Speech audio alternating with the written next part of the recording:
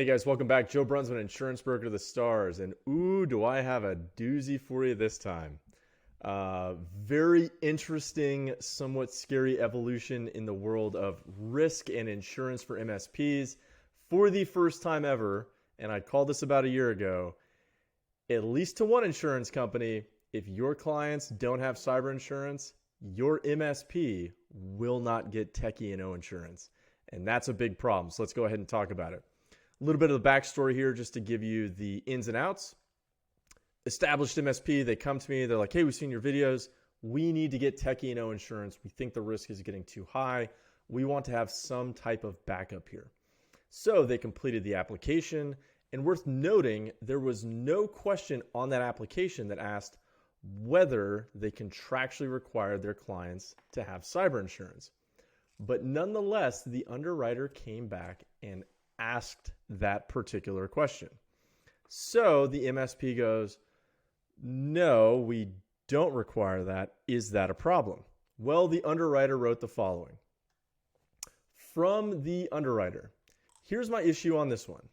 Let's say the client suffers a cyber loss, doesn't have cyber insurance coverage, and they bring a suit or a claim against our insured, that would be the MSP, since they were responsible for managing the insured's network.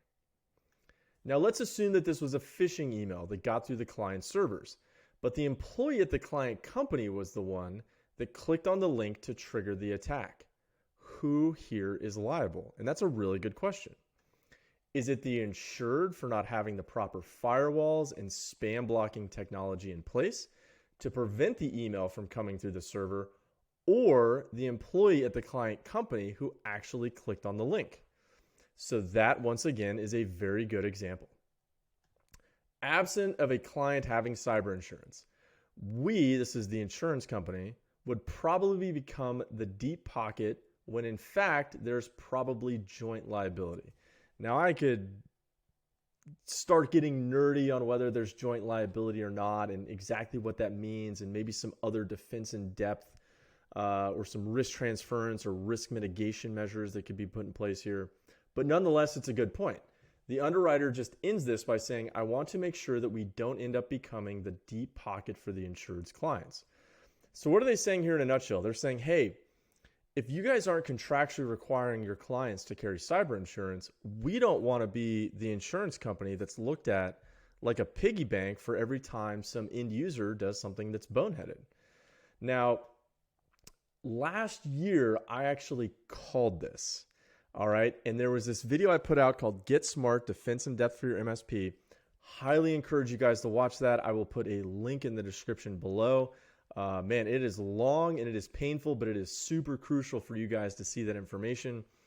One of the things I talked about there was contractually requiring your clients to carry cyber insurance and how I thought eventually that insurance companies for MSPs are actually going to demand that you do that.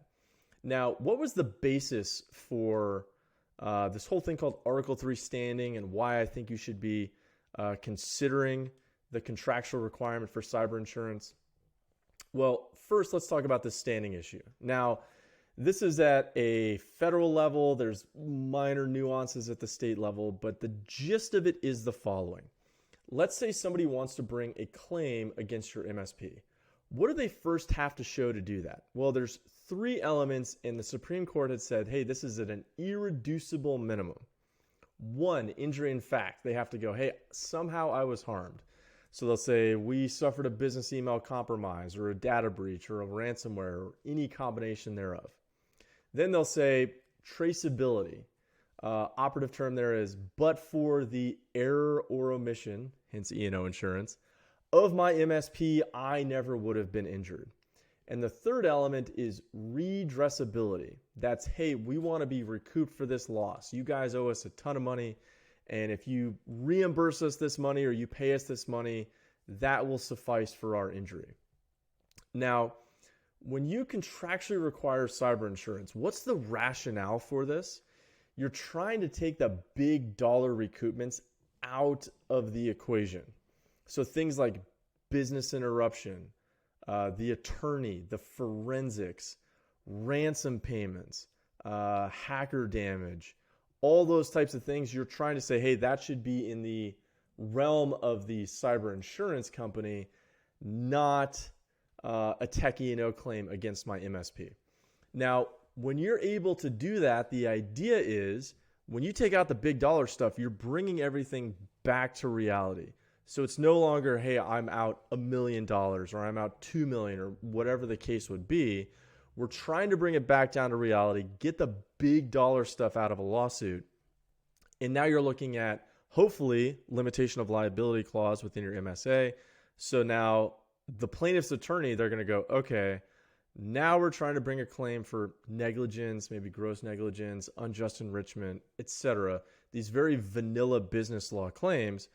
So hopefully the plaintiff's attorney will go to their client and they'll say, hey, listen, you may spend, $100,000, $250,000, whatever it would cost to try and litigate that case, and you're only asking for $60,000 in damages or a few months of fees in return.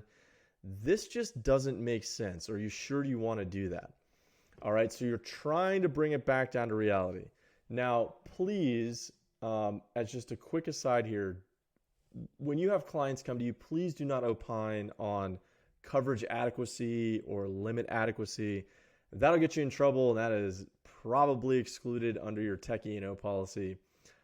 So please do not opine on that. That really has to be pushed back to the insurance industry. And I understand we are not the brightest bulbs in the financial services box, all right? But the insurance brokers should have their own E&O coverage. They really need to start doing the heavy lifting on this stuff.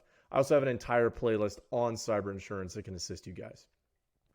And if you have some type of pushback here, now you can say, you know what, this is coming down the pike, or our insurance company demands this within our MSA. You can start blaming the insurance companies and blaming the insurance industry. Hell, you can even blame me. That's totally fine.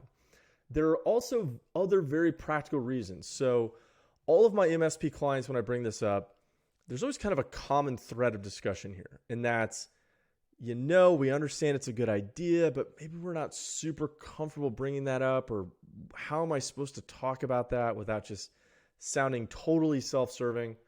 Well, you're in luck, because I actually made an entire video for you, and I will link to that in the description below here. And it's 3 practical reasons why your MSP contractually requires you to carry cyber insurance. And so this is actually me talking to the MSP client saying, hey, you know what? I've worked on both sides of claims, both for the MSPs and clients of MSPs. Here are reasons why you actually want that requirement to be in place, or why you want to have cyber insurance.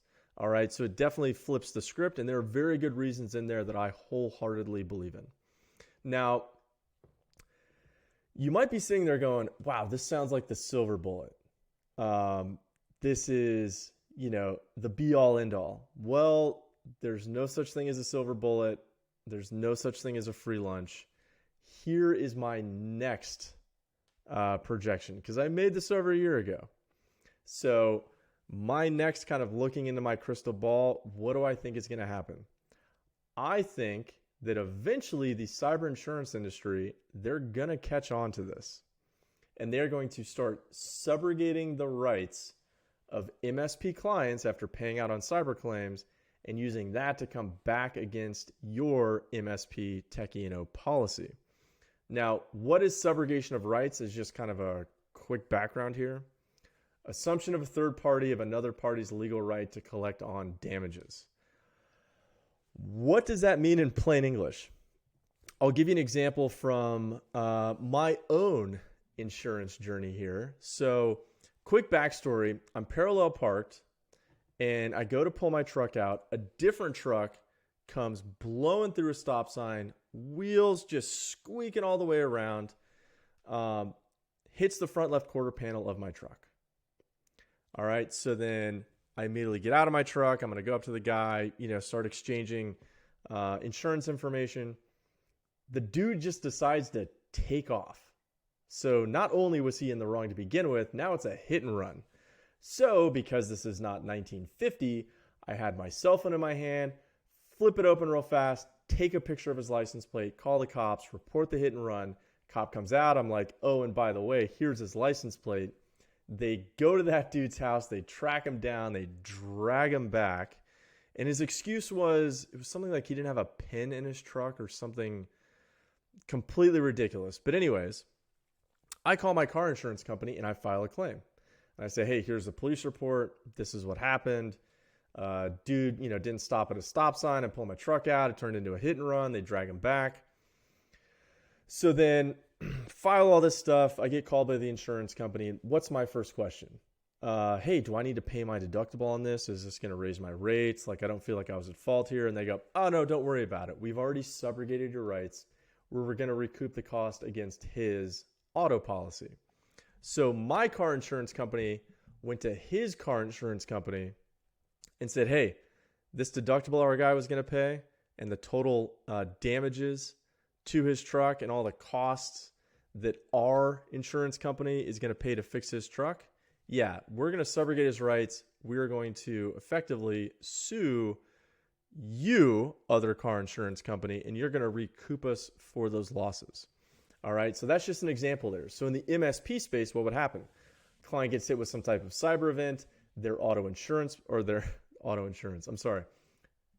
client gets hit with a cyber event, their cyber insurance policy pays out on that, and now the cyber insurance company, here's my my crystal ball moment here, their cyber insurance company is then going to turn around and try and recoup those costs from your Tech E&O policy that your MSP has purchased. That, I think, is going to be the next logical progression. So you see the cat and mouse game that's going to come in the next few years. All right. So here's a subrogation example. This is actually pulled from a cyber policy that one of your clients could have, as a matter of fact. So it says in their cyber policy, in the event of any payment by us under this policy, we will be subrogated to all of your rights of recovery to that payment. So they're saying like, hey, we already got the rights here. Next, you will do everything necessary to secure and preserve our subrogation rights, including but not limited to, et cetera, et cetera. So like, you can't just wave this stuff away. And when we come to you with the form, like, you pretty much have to sign it. Then they go on, you will do nothing to prejudice our subrogation rights without our prior written consent. So if you're going to get a waiver of subrogation, and we're going to talk about that here in a second, if you're going to demand that of your client or you are going to request that of your client has to get that in writing from their cyber insurance company. Right? And then they go on to say like, hey, if we subrogate rights, we'll pay you back. Blah, blah, blah, blah, blah. Now, here's just an example of a waiver of subrogation. There's generally going to be two types. You have schedules and you have blankets. Why is this important? You'll see here in a sec. So a scheduled waiver, that's for like a specific person or a specific entity. So it could be that your MSP is on a scheduled waiver. Some cyber insurance companies may include what's just called a blanket waiver of subrogation. What does that mean? It just means, hey, so long as that company, whoever has the cyber policy, just agrees to it in writing, then that's going to hold. So what does this mean for you? It means that if you're an MSP and you want to try and go down this path, your client could there could be a branch in the road or a fork in the road, right? They would just have to talk to their insurance guy. Maybe the insurance company has to agree to it and they might have to pay a little bit more money, or there's already a blanket waiver and then you're good to go. Now, all of that being said, I am not providing official insurance or legal advice here. So please understand that there are rules to this. There are different rules based on different states, and it gets very, very complicated. So this is something where you need to go talk to a competent attorney, get that competent legal counsel to assist you with this. Now, with that, hopefully you've already contractually required cyber insurance or you've spoken to an attorney about that. But if you haven't already, you might as well just throw this in the mix. Or if you're going to update your MSA, I recommend, hey, once a year, go back, see if there's any updates. While you're there, just ask about this. All right, just ask while you're in the neighborhood. Now, you will be requesting a waiver of subrogation. Once again, will you get that? Will the client's cyber insurance company agree to the waiver of subrogation? It depends. Maybe they already have a blanket waiver, in which case They already agreed to it the second they sold the policy. Maybe they only work on scheduled waivers, right? In which case, your client may have to pay some additional money depending upon the underwriter, depending upon the size of the organization that is your client. So just be ready for that. Now, how you want to deal with that, that is completely up to you. All right, I was talking to a different MSP at a big MSP conference that I was speaking at. And one of the things we kind of discussed was, hey, it's not super expensive to do that in most cases. So maybe you want to consider just pulling that from, say, like the first month's fees, right? So if your client owes an additional $500 to their cyber insurance company to get that waiver of subrogation, maybe you should consider just pulling that $500 out of first month's fees. So that way it's kind of a win-win for everybody and your client doesn't feel like they're putting out there. Now, please remember the sales team. All right. So it does you no good if you contractually require cyber insurance and if you can get away with that waiver of subrogation. It doesn't do you any good if your sales team redlines that at contract negotiations. All right. So please make sure that they are aware of how powerful of a tool this can be in your risk management, risk transference arsenal as an MSP business owner.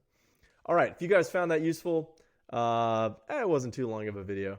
If you found that useful, you learned something, hey, like, share, comment, subscribe. If you click right above me here, the YouTubes will recommend another video of mine for you. And if you click over there, you can subscribe to my channel. All right, this is probably one of those videos where I'm just going to be blatant and I'm going to say, please send this to your buddies that are also MSP business owners because this is really important information for you guys to know. All right, with that, stay safe.